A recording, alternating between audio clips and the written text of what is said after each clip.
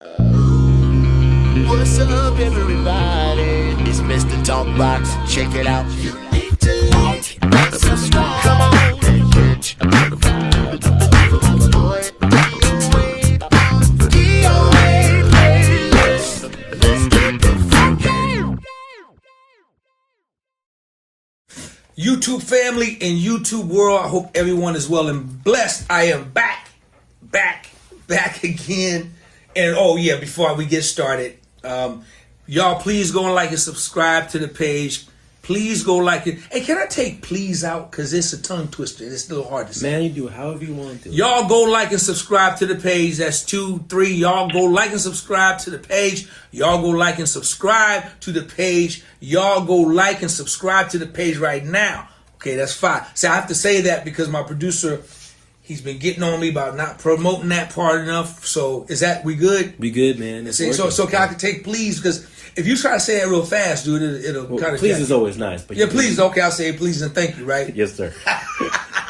Listen, I'm glad y'all here today because I got a special brother with me. When I say special brother, I mean a real brother.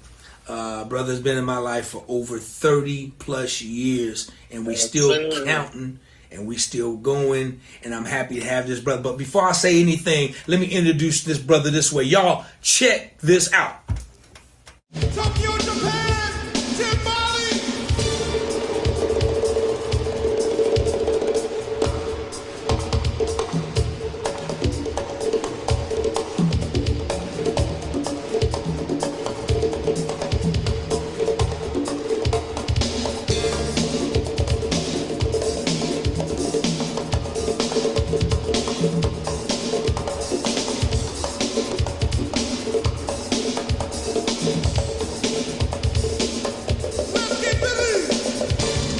Now, that needs to be all that needs to be said. Y'all see that? You see that energy? You see that? Brother's still doing it to this day, y'all. You know, that was on the Rhythm Nation tour. We rocked that tour for so long all around the world, as well as many other tours that me and this brother's been on together. But that was our first experience, and it was a life-changing experience for him and for me. I want y'all to welcome my big brother, one of the baddest, greatest percussionists that's ever done it. My brother, Mr. Timbali, Cornwell, Bali Bob! Bali Bob in the house, baby. Hey, you know what it is. It's real here. We ain't got to fake this. It don't need to be thought out, written out. It's all from the heart. Man, bro, you know I love you, man. I love you, boy. Come on. I love you back, bro. I mean, words can't even express it. Man, that is a fact, man. Timbali, man. How you doing, big brother? How you doing, man? Doing good, bro. You know, doing good. Still doing little dates here and there, making these records. I got a special project. I'm going to have to wait on that one. But, you know, I started this. I had an instrument company I started about 15 years ago. And that really took off. So it allowed me to kind of get away from traveling as much. I was just home, just making my instruments and bags and making records. And, you know, I would do television.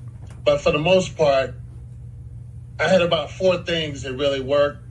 And now I'm working on my 5th reinvention of who I am, what I am. And it's all about greatness at the end of the day.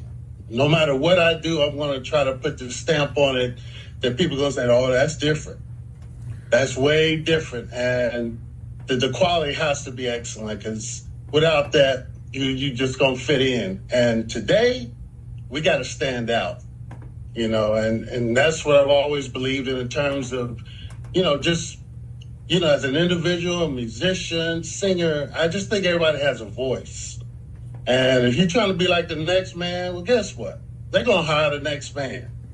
You know, the person that whoever showed that original idea, concept, plan, style, they're going to get the job first in most cases. So it's always better to just find your voice, find your artistry, and be yourself, because being like other people don't pay the same. So Bali, you hit on a lot of points, and some of them points we gonna dig into all that gumbo and dissect some of that stuff.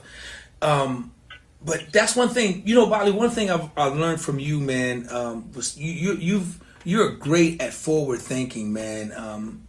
You've always, you know, you've always was great at your short term goals and your long term goals, and I've always, since I've known you, you've accomplished everything you've ever set out to do. From the first day I met you, man, and still going, man. It's still going. So when you talk about reinvention, your next 10-year reinvention of yourself, dude, I love that, man. I hope every young person and old person listening gets something from that, because it is about reinventing yourself, man. It really, if not, you become stagnant and you be where you are. But listen, let's get this thing, really get this thing started. Timbali. And that's crazy because I got to do this conversation like I don't know your ass, and so it's like, oh, you know me.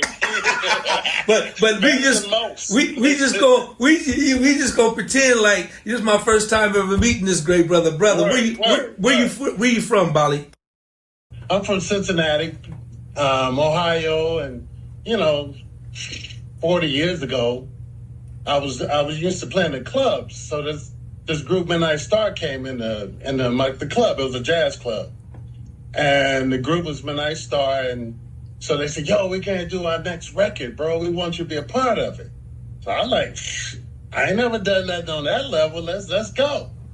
And so after we did the No Parking record, Reggie Calloway was like, "Hey man, what you want to put on the album?" This is how it started, right? And so I said, "Well, people call me Cornbread." He said, "I don't like that." He said, "I'm going to give you a new name."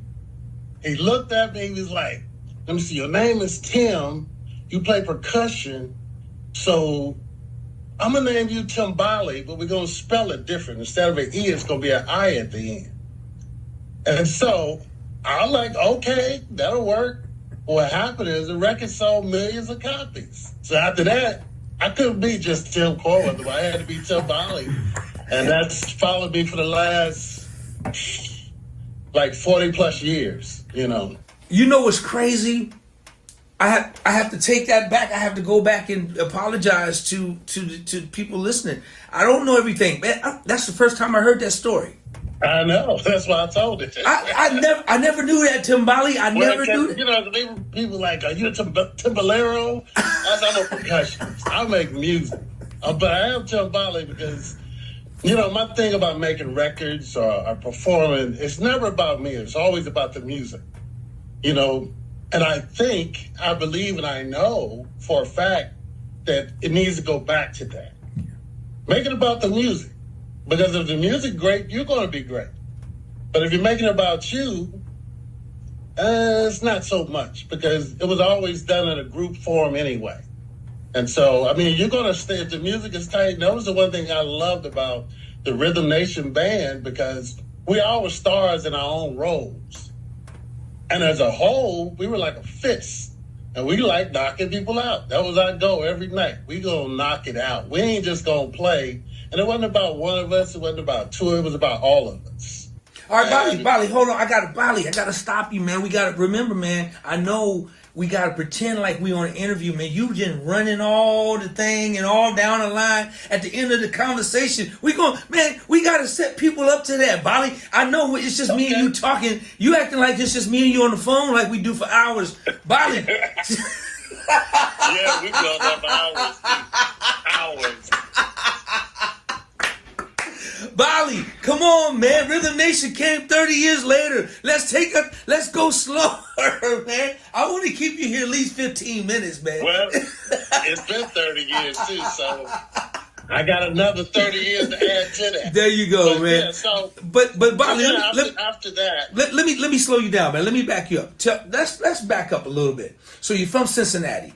So yeah. Tim, when did it start for you? Did it start? Because man, your story is phenomenal, man. You just didn't wake up and you just did not wake up and do Rhythm Nation. No, you did not wake up and do New Edition. No, you did not just wake up and do everybody you've done in these big gigs.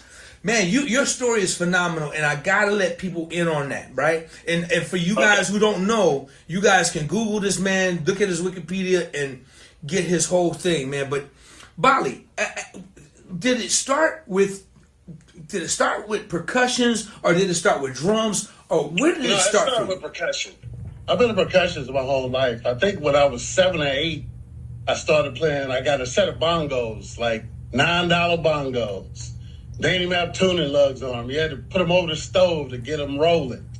And so I think finally, about 13, my band begged my dad, we need some congas. So he got his little tax return, and we went and got a conga drum. And then probably about a couple years later, I got a professional set of drums and just started playing everywhere I could. Anytime I could be seen, I just wanted to play. It wasn't even about business. It was just about playing, and I started studying with some Africans when I was 16, and they really taught me how to go get the information. If we can't show it to you, we're going to show you how to research it and go get it. So I started studying music, which I really believe is key to being diverse. I studied a lot of different African music, Brazilian music, Puerto Rican music, Afro-Cuban music. I just studied music. I grew up in funk. I mean, people, Bootsy was from my hometown. That over the region I come from is group bands, Ohio players, Zap, Roger. I mean, it was like, that's what was around me. So you don't have to study that. You just got to live that, because that's what you hear all day, every day. And once I learned about that one, I was like, they was like, you know what the one is? I was about 17. You know what the one is? And really, I didn't. And so I said, what is it? And they were like, oh, man, it's like when you get to that, when you get after 4 on that one, you got to emphasize that. That's what gives it that hump. And that's what Bootsy and them taught me. They were like, yo, you got to understand that one.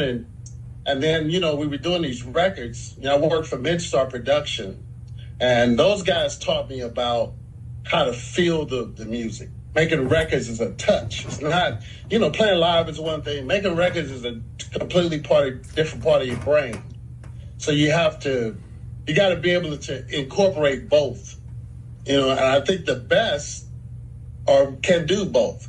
All people that play live, they ain't nothing in the studio, basically. Some. I ain't saying all, but I'm just saying. And then some of the guys in the studio, they're not great live.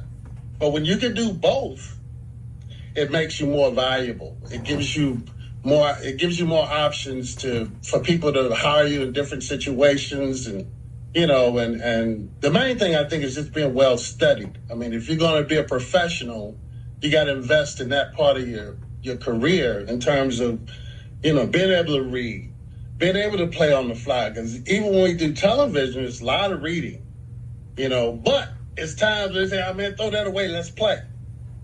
And if you can't do both, they're going to be looking for somebody that can do both. So, I just think if you're going to say, I'm going to make this my career, you really need to have an incredible foundation in terms of, if you work for Disney, you better have a theater background. And, people don't realize it. Them little people you see at the amusement park, most of them are well-trained, they're studied, because when you learn it, they don't have a lot of time to teach it. So they put it on paper. They score the whole thing out. So, and if you can't do that, next, because somebody can. And I think the younger musicians spend more time doing the other thing, the thing that actually comes natural for us to play. But if you're going to, especially if you want to, like have a career where you can do theater, you can do Broadway, you can do records, television, go in the studio, record for a soundtrack. Dude, that's a score. 60, 100 pages of stuff that you have to be able to get in there and articulate and make that happen. And I've done it all. So it's like, I ain't just saying it. I actually know about it. And if you don't, you're going to be feeling bad when that thing is not there. Bali. That's good stuff. And see, man, that's so good stuff, man. That's some good stuff, man. So percussion is where you started. Bali, so how old were you when you mentioned earlier about like some bands you were playing in. Yes. Got noticed by Midnight Star. They had you play on your record. That's when the name Timbali came. And did you ever, real quick, play with Midnight Star, or you just played on some records? Well, I worked for their production company. So, like, at the time they were very hot. So we put out the deal. And then, we were doing, artists were coming to Whispers, and all these different solo artists were coming to Cincinnati to record. So I would just do their record. So I got an experience of actually how to be a musician from the studio perspective. And then over the course of years, one of them gave me some incredible advice, actually, because honestly, I didn't sleep a whole lot because I had a regular job, worked at the gas company, and that was 8 hours a day, 5 days a week, sometimes 6, maybe even 7. And then finally, one of the guys was like, dude, you're going to kill yourself. You come in here at night, you stay here all night. Sometimes I literally would take my sticks, throw them down, 7:30 in the morning, be at work at 8, work all day. And he was like, dude, he said, you got to make a decision. He said, you're either going to sink or swim. And he said, personally, I think you're going to swim. So, it's just a real juggle to try to work, introduce yourself to the music industry where that's all you can do. I mean, because this is really a 24-hour day job, but that juggle of finances, lifestyle, paying bills, all those little things come into play. So finally, man, one of my friends from Earth, Wind & Fire called me and said, look, why don't you come out here and live with me and move to LA? Let's do it. Sheldon Reynolds was the person. He was from my hometown. And I said, well, I don't want to live with nobody. So let me do this. I got a job. So I literally did this every week. Took my check, half of it went to a savings account. So when I moved to LA, it would make my transition easier. So, and I did it. I mean, it was like religion. Every week, boom, boom, boom, boom. So after about a year, I said, I'm ready. I at least got enough to, make a slight transition. Eventually, I just resigned from my job. Took me a couple months to finally send a letter of resignation in. And at that point, I was going to sink or swim. Didn't have a gig, didn't have nothing. But I knew some people, and I had, my experience from back home from recording records. But, when I got to LA, I joined the production team, and we were writing songs, and one of the artists we were producing was Johnny Gill. And so I went up to Motown, it's like a ghostwriter, basically. And I just saw Johnny just sitting in a room, and so I walked in there, and we started talking. About 2 hours later, Johnny was like, hey, man, you want to go on tour? I was like, heck yeah, man, shoot, And so he said, all right, he wrote it down, sent me the MCA, gave me a number, and they sent me to a little spot, center stage, whatever. I think that's what it was called at the time. And I went up there thinking I'm auditioning for this New Edition gig. And then Hiram Hicks was like, yo, I said, Hiram, when am I going to audition? He said, you can play, right? I said, yeah. He said, you got it. And I was like, no stuff? All right, cool. Johnny had told him he had never heard me play at all. He just liked my vibe. He's like, yo, let's go. And dude, to this day, we still just like this. To this very day. Bali. So you make the transition from Cincinnati to LA. Yeah. So how long did it take? How long did it take you for that job to come? How fast did that happen? 6 months. 6 months. I met Derek and his brother Tommy in Cincinnati. They knew everybody in LA. And so one day I told Derek, because I used to do production a lot. So I knew how to program, sample, loop. So I told Derek I sold my big recording console, bought me a MPC 60. One of my friends was like, yo, you need to get on this technology. I was like, all right, let's roll. So that's where I learned how to program and sample. So I had the Rhythm Nation tape, and I had a lot of sounds from when I'd done New Edition. And me and Derek used to sit and practice at my house. Stop. You're going too fast, Bali. You going too fast. You moving too fast. 40 years, bro. Listen. But Bali, when you left Cincinnati, did they send you a private jet to go, or did you have first class ticket on airline, or did you what you do? Dude, I bought a van just in case things got rough. And what color was the van, Bali? Orange, big old orange van with mag wheels. Had a couch, a bar, and everything else in it.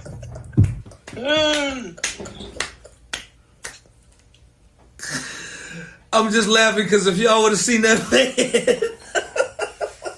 It got me here. It broke down, but it got me here.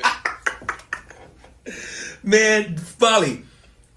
Man, I love that story. Man, that's a part of the story I just love, man. You quit a high paying job. I had a good job. It was a great job to go and chase your dream, and you just, took a leap out on faith.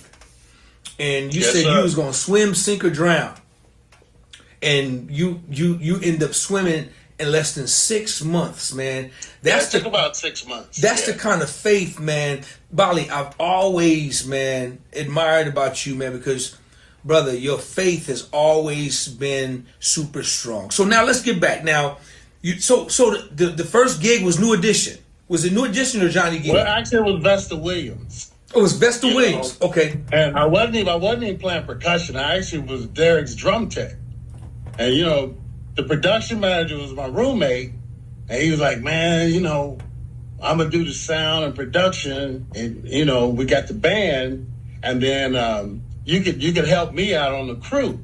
So I was like, all right, cool. And so I don't know who told Vesta. He was like, Timbali can play.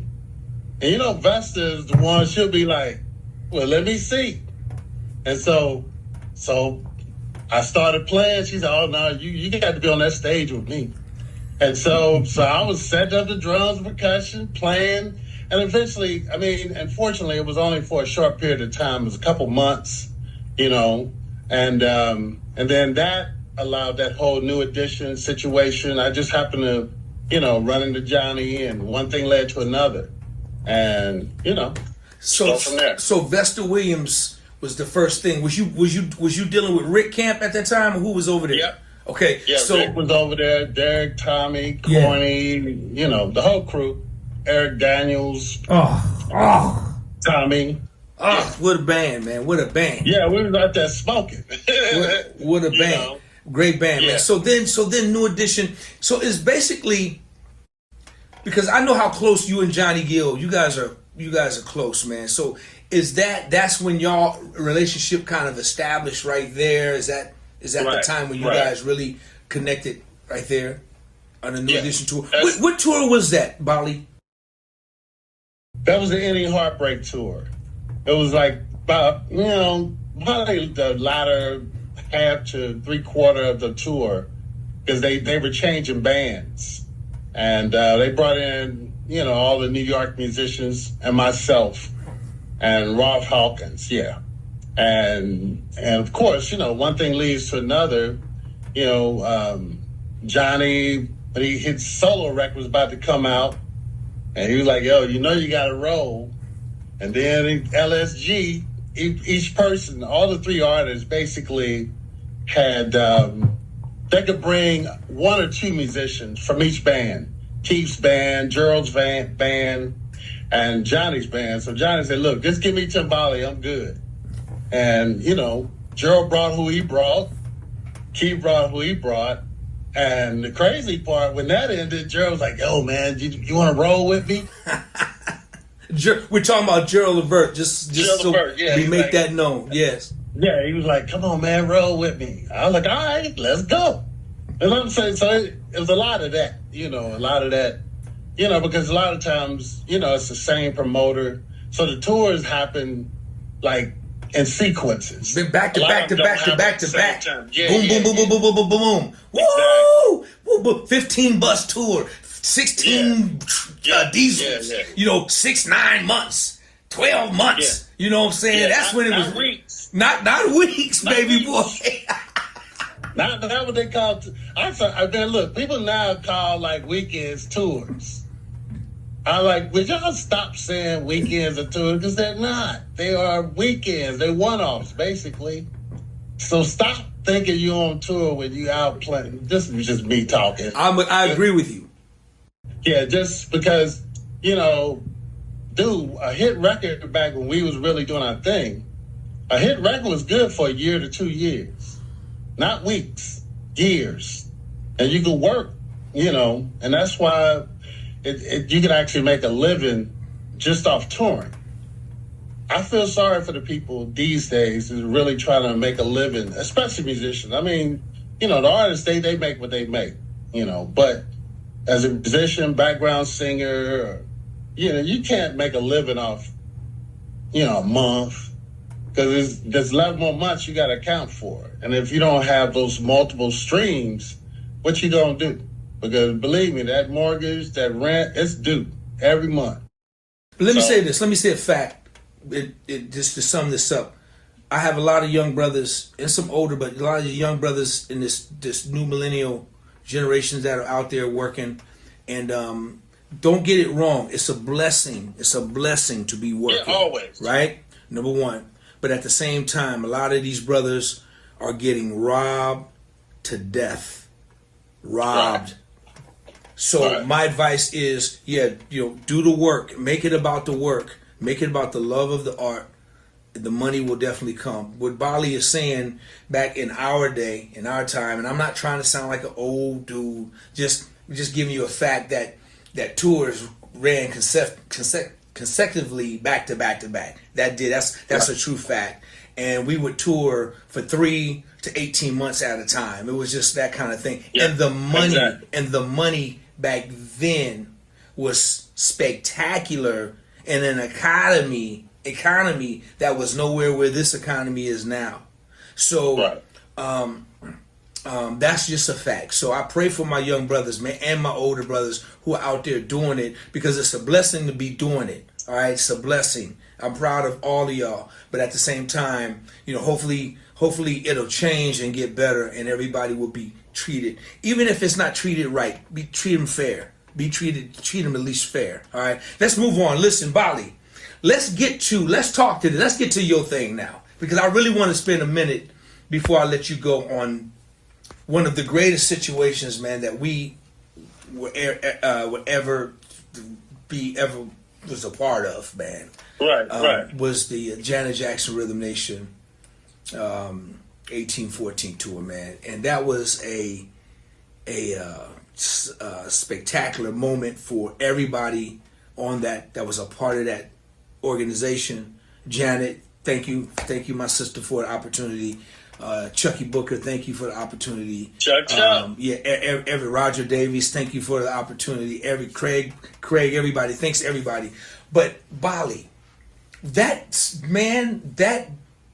temperature in the air, bruh, when the word was getting out that Chucky was going to be MD, and brother, it was something special.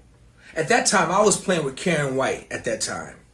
Oh, I remember. And so it was really special. And the word was just getting out that Chucky is MD, and everybody was calling me because they knew that my relationship with Chucky at that time was fairly new, right? I didn't know Chucky. Me and Chucky, we wasn't where we are now. But me and Chucky, we had did some things in the studio. So my phone was ringing, talking about, yo, man, I know you're doing Janet because Chucky's MD. Listen, Chucky hadn't even told me yet, right, that he was MD. I hadn't even got a call for an audition. And I knew other guys that was lining up had auditions. I hadn't got the call. I eventually got the call to audition. But when I got the call to audition, Chucky said, he said, D, listen, Janet is handpicking every one of her musicians. She's gonna be at every audition, and she's handpicking it. She said, brother, He said, brother, you have to earn this. I said, Chucky, I wouldn't want it if I didn't earn it. He says, D, I don't have the final call. It's not going to be my call, but I want you to audition. That's my story. Bali, let's talk a little bit about your story with the preparation that you and Derek Oregon went through when you found out that you got the call to do the audition for the Rhythm Nation tour. Ooh, well, you know what? When we actually started working on it, it wasn't even, the auditions wasn't even really talked about. You know, it was kind of like the fact that Chucky did get the job, and Derek actually played in Chucky's band. So we just started just rehearsing, practicing, learned all I bought the CD. I started sampling all the little sounds off of it, and we just started practicing. You know, and then one day, I guess Derek told Chucky, like, yo, you got to come hear what we really doing. We playing all this stuff. We ain't, it ain't no sequence. So Chucky stopped by my house one day, and because, you know, Chucky was going to sequence all that stuff. He was going to put it in a synclavier. And then when he heard what we were doing, he was like, oh, shoot, I got to rethink this. And so that's when he came up with the idea of, you know, we were going to play. You know, we're gonna recreate something that probably hadn't been done on that. Matter of fact, it hadn't been done on that level, to where our band had real flexibility and he could do stuff on the fly, because everything that you was hearing, we were triggering. You know, we was triggering everything. And so, and then once everything was solidified, then they said, okay, well, now we got to find musicians. What I did, I wouldn't study Janet, like what she was looking for in musicians in terms of like, you didn't have to be no well-known person. I'm looking for young people that's got this and that. And I just started working on giving her the things that I thought she was asking for when she was talking, when I was looking at interviews and just became a part of the spirit of the Rhythm Nation. And so when I was standing on stage, I was like, you know what? When we were auditioning, I was like, I came too far to turn back. So I was like, we got to make this happen. And you just put your best foot forward. And after that, it's just not on you anymore. So, Bali, you guys' preparation was intense. It was like 8 hours a day. How many months? Couple months. Yeah, because we were just practicing and then like once we got the call, that's when we actually started rehearsing, like, you know, like for an audition, as opposed to just learning songs and, you know, getting a vibe and a spirit of the music, because the music was actually complicated music, and especially the way Jimmy programmed that stuff to play it humanly was a whole nother thing. You know, nobody ever played music like that, like in the way that we approached it. So there wasn't a book on it. It had to be created, so to speak. So it wasn't created because you're trying to be a genius. You just figured there's a need. You got to just do it. So let's make sure the record is clear. Even though Derek Oregon played with Chucky in his Chucky Booker band for years, and they go way back to Tees, and they go way back, yeah.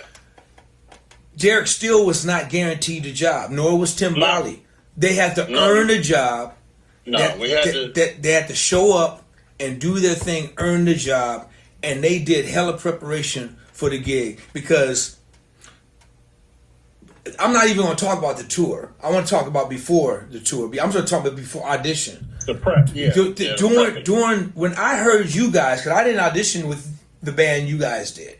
I was auditioning with a different set of guys. But everybody could hear. I heard you guys in there. And I honestly thought I was listening to the record.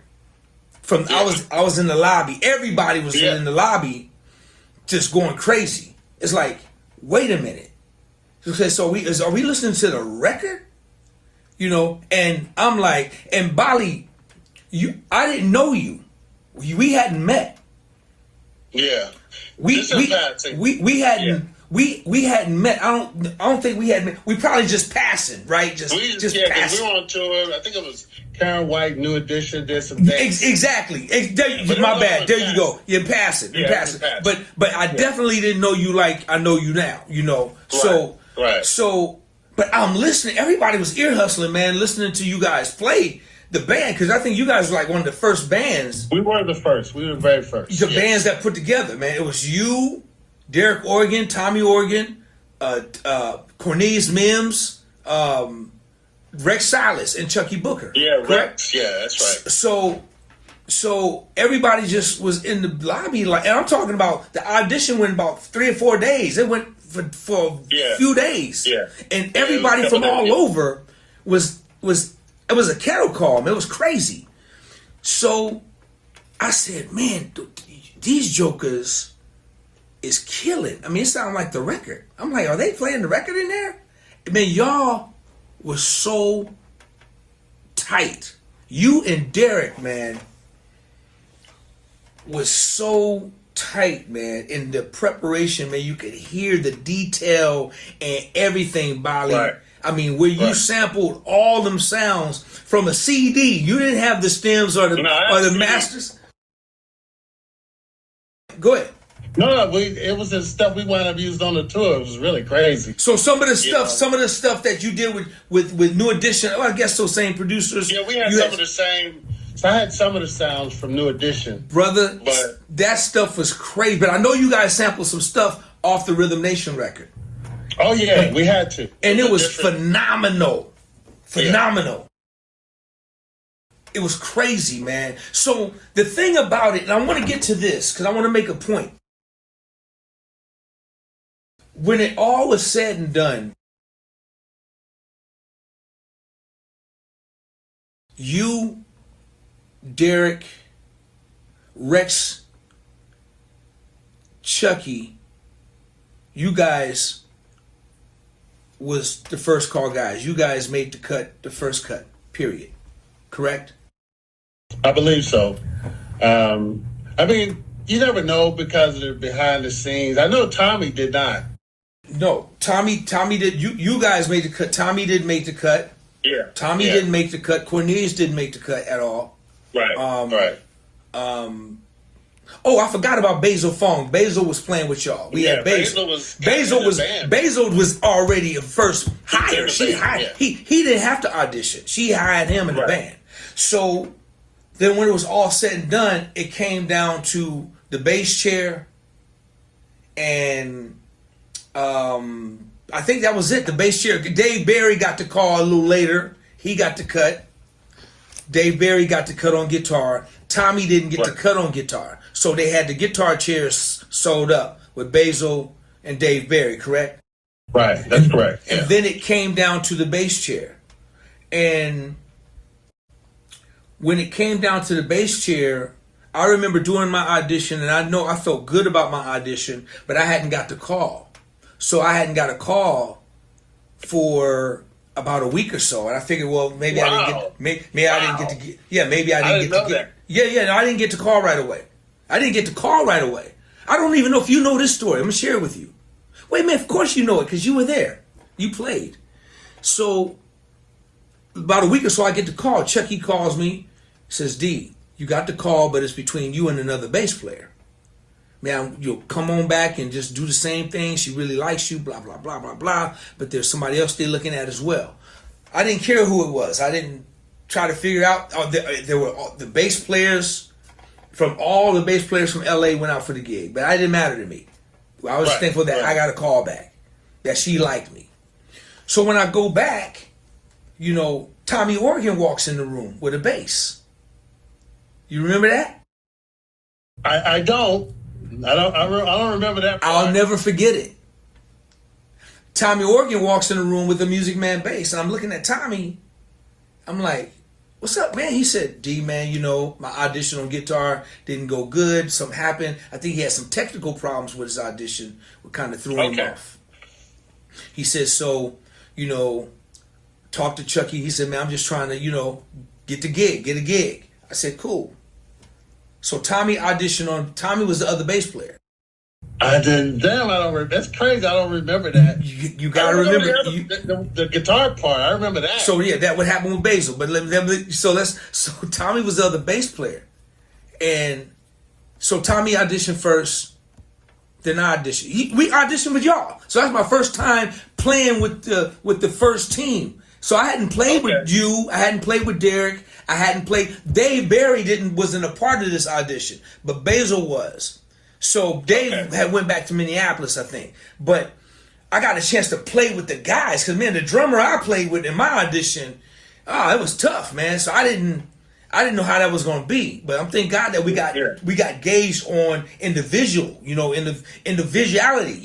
It wasn't like the unit got gauged. No, she was looking at just us as an individual player. Engaged the players, right? So I was thankful for that because if it was as a band, bruh, we would have been through. I would have been nowhere around. But I did audition with Dave Barry. That was the good part about it. So, long story short, I ended up getting the gig over Tommy. When we started rehearsing for the tour, remember, Tommy was coming to rehearsals every day, just sitting in, watching. Basil was playing. Basil and Dave Barry. We in rehearsals now, right?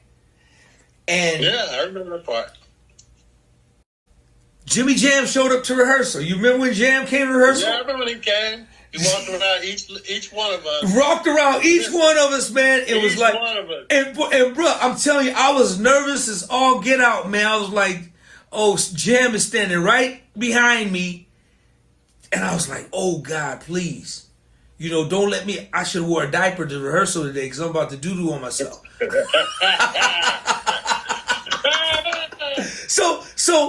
So, and afterwards, there was a big production meeting. With Roger Davies, management, everybody. They just went in that back room.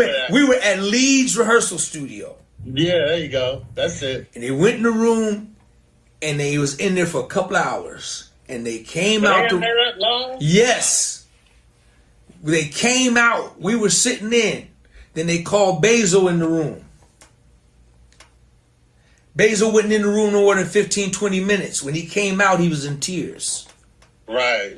And we was wondering what was going on. And what the call was, Jam was wondering why Tommy O ain't in this band on that second guitar chair.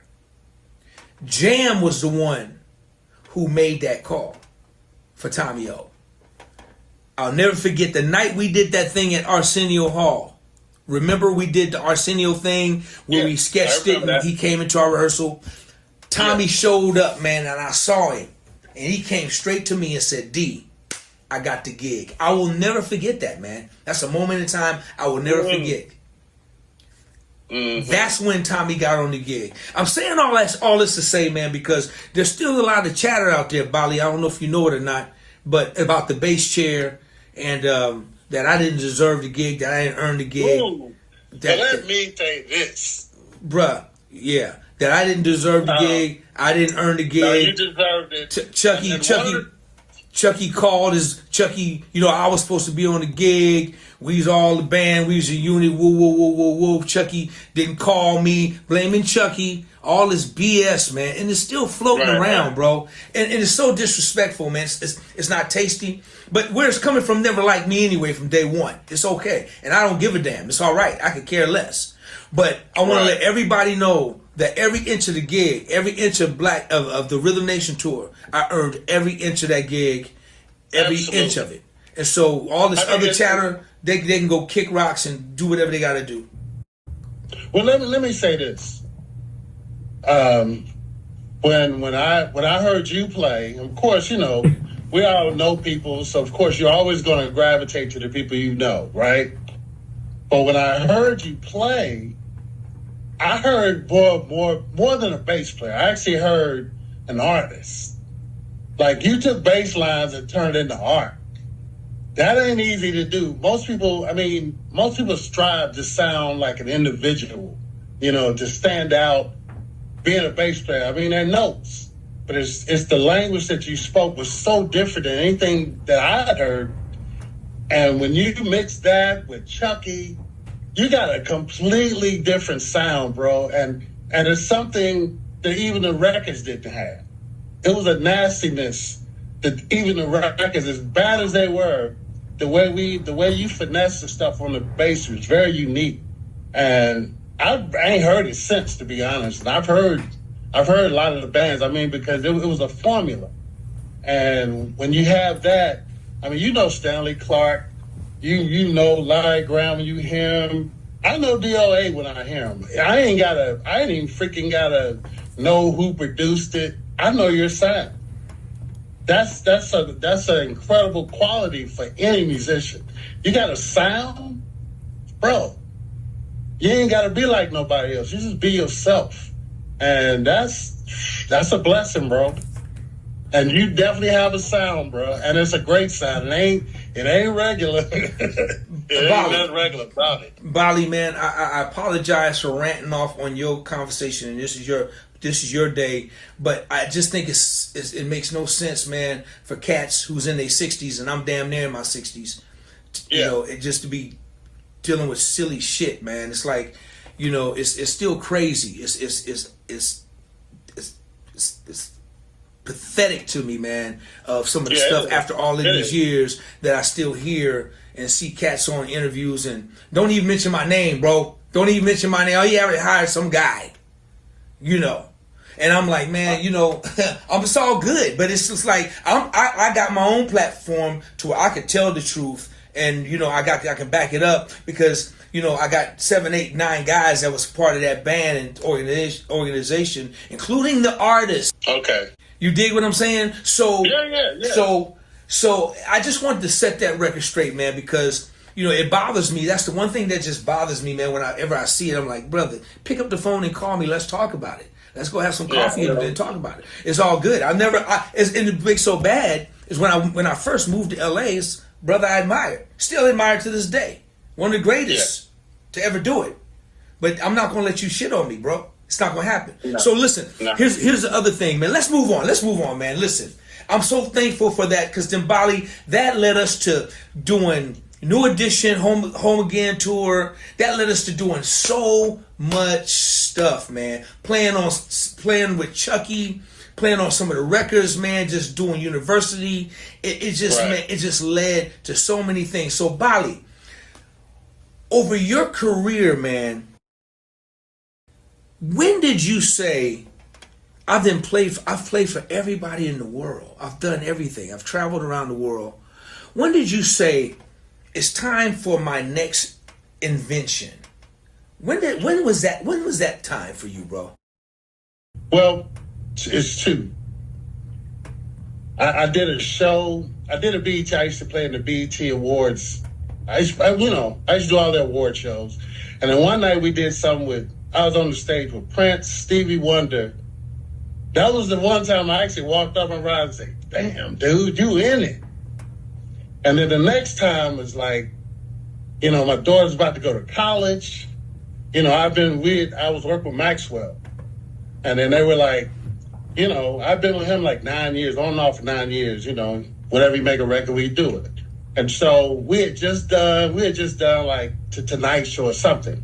And he literally looked at me in my face and said, hey, bro, you always been a rock in my band. You done played with I played with like 4 or 5 different bands of his.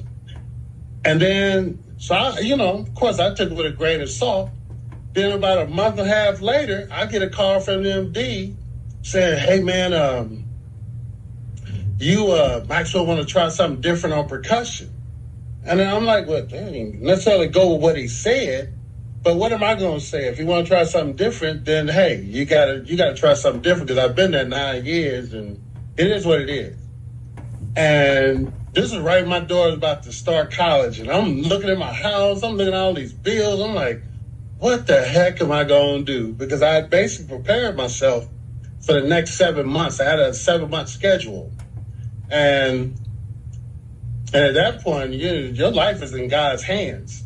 And so the one thing that came out of that is I would never let one individual control my destiny again and my output. And so I went to my accountant, right? And he had never seen me not like hyped up and energetic. He said, dude, I ain't never seen this you. So he said for the next 30 days, I need you to come up with something creative. And so I was like, of course, I didn't know what that was. I didn't even really think about it that much. But he planted the seed to like, yo, you know, something got to change because, you know, for the last, at that point, I'd say 20, 30 years, I've been working with different artists, you know, hundreds of them, the best. And I was no longer willing to put my life in an artist's hands, one artist. And so one day I was when we were doing Maxwell, they lost my whole rig. Somebody stole it. So they gave me a check, replaced everything. And then again, I had one instrument that was really, it was custom. And so I called them and said, look, what y'all sent me is not what I had. What I had is special. So they sent me some money to replace it. So as opposed to buying another instrument, I went and bought some beads and gourds. And then I just started doing some art, you know. And by the fifth one I made, one of my great friends, great percussionist, he was like, dude, I'll give you $200 for that right now. And so I was like, really? He's like, yeah. He said, you know, dude, if you this good at this your fifth one you made, you should only imagine what you could do if you just did this. He said, you can be the guy that play them, you can be the guy that make them. And of course, once again, the seed was planted. And then one day it just clicked. And so I took, and I started making them, and they were great, but they were, you know, predominantly for musicians. And then one day, a girl called me and asked me, could you make one of the Raiders colors? And it gave me an idea. Not only I can do the colors, I went and had a little, a Raiders, like a little logo, their logo, and I stuck it on there. And when people saw it, they was like, they had never seen anything like it, where you mix and merge in this art, your favorite thing, sports, and you merging these two worlds together. And then it just opened up where I started doing all type of custom things. But I'm gonna show you like what that led to. Hold on one second.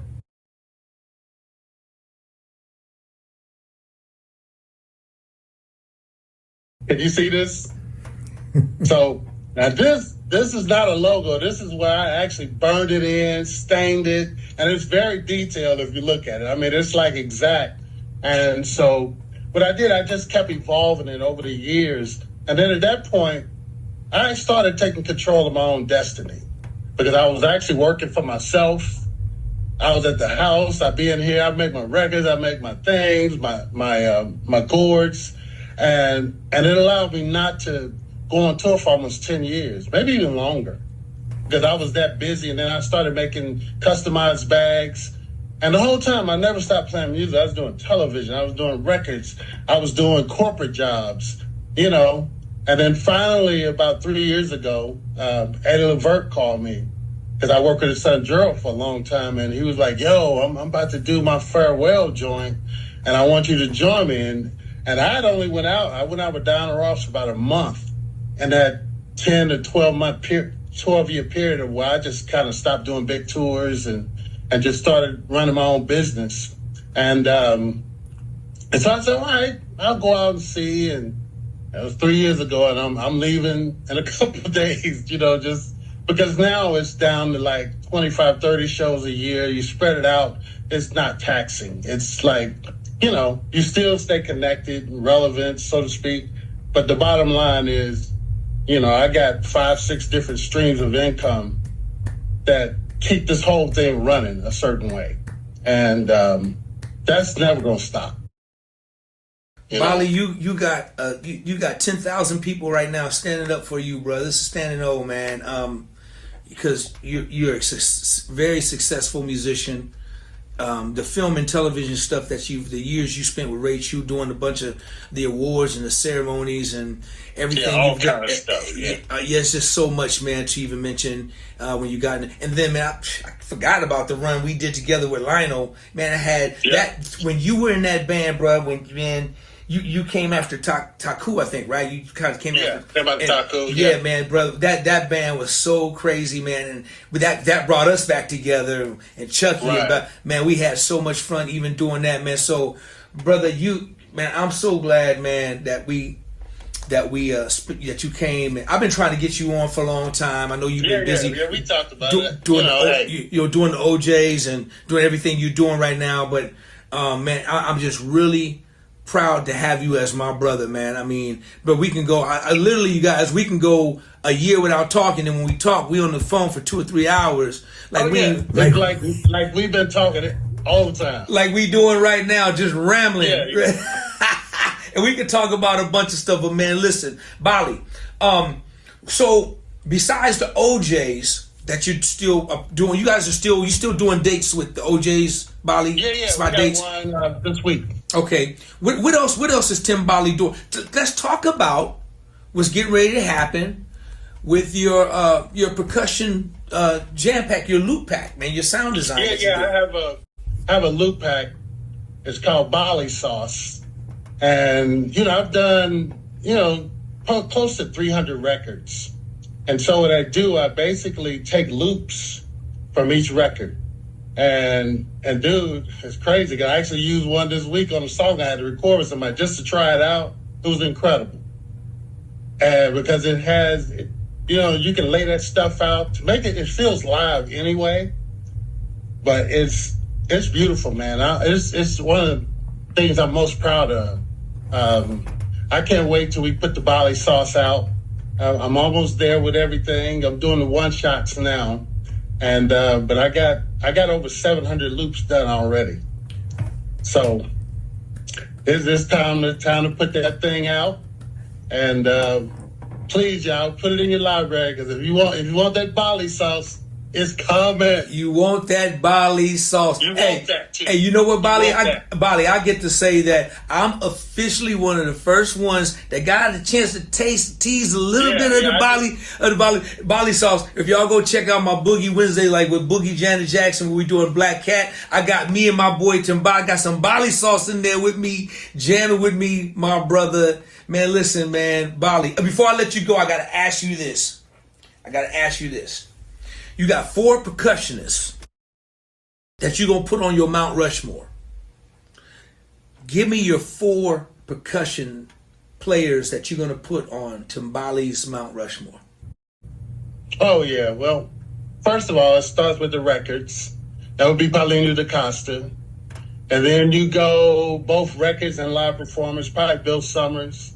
And then you go to just, I like music makers.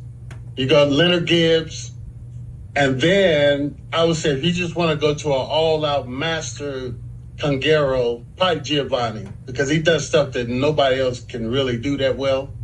I mean, everybody tried to copy him, but he was the first that I saw that's just incredible. I mean, his conversation is just unlike anybody else's, and it never stopped. It just goes on and on. So those would be, for my influence, the most, probably those 4 probably be the people that there's a host of others, because I just think that we all learn from each other. And but yeah, Paulino da Costa. And a quick funny story, right? I had never met him, but when I was growing up, I bought every record he was on. I just listened to his orchestration, his critical thinking. It's out of the box, like stuff that other people just weren't doing because it wasn't traditional, right?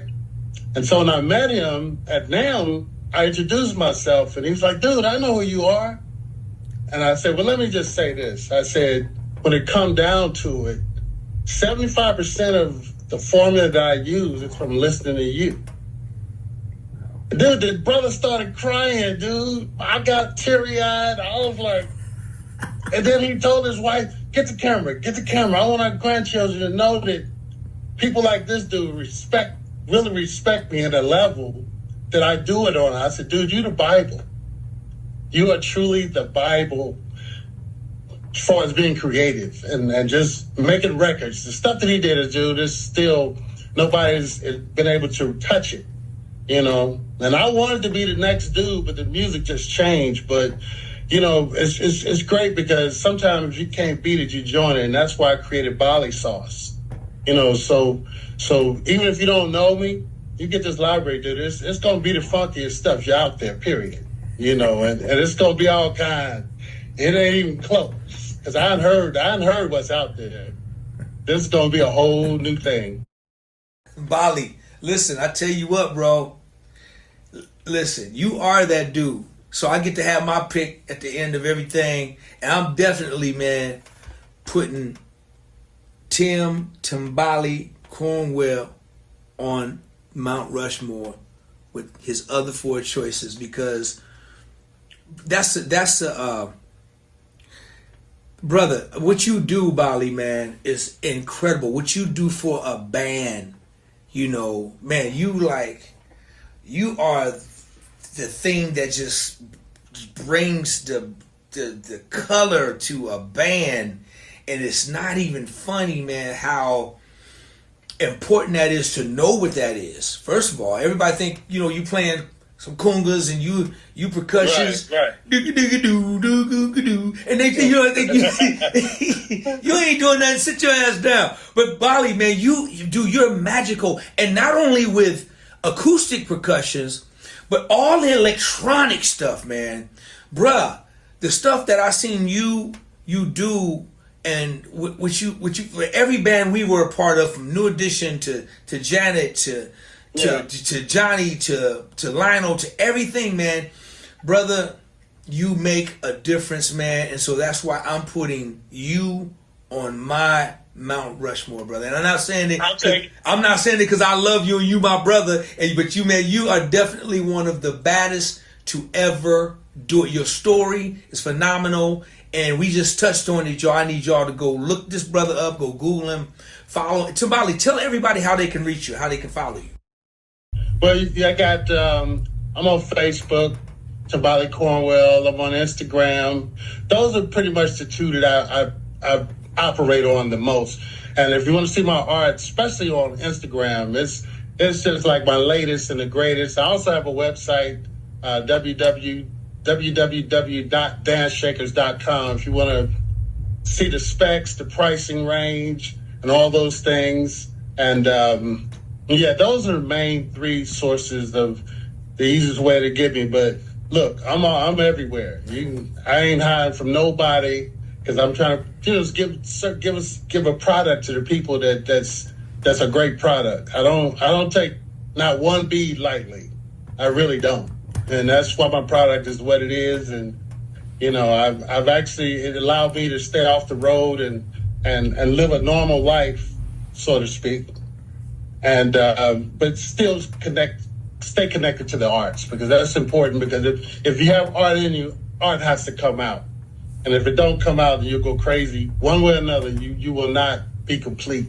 And I believe in being well-rounded.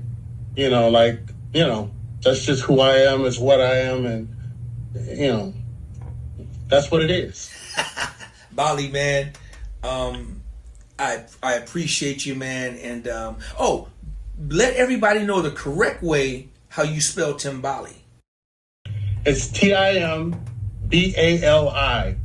The instrument is spelled with an E, and you can thank Reggie Calloway for that, because that was the furthest thing from my mind. But you know, a lot of people don't even know Tim Cornwell; they just know me by Timbali. So, you know, if they call me by my legal name, I probably wouldn't even answer, because I would be so James.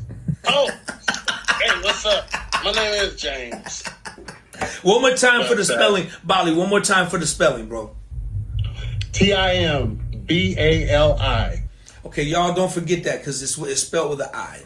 All right, so listen, y'all, please go like, subscribe to the page. Please go like and subscribe to the page. Please go like and subscribe to the page. Please go and like and subscribe to the page. Bali, you know what I'm about to say right now? What's that? 5, 4, 3, 2, 1. Please go and like and subscribe to the page. Please go and subscribe to the page. Man, this is my dude. Bro.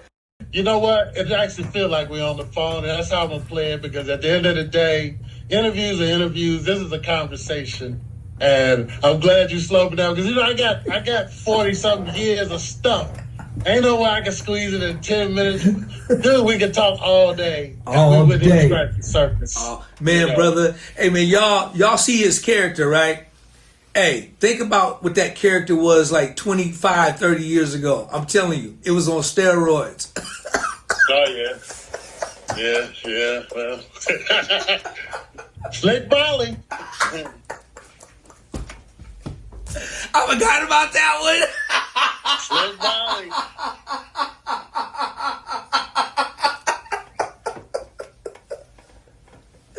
Man, did Chucky give you that name, man?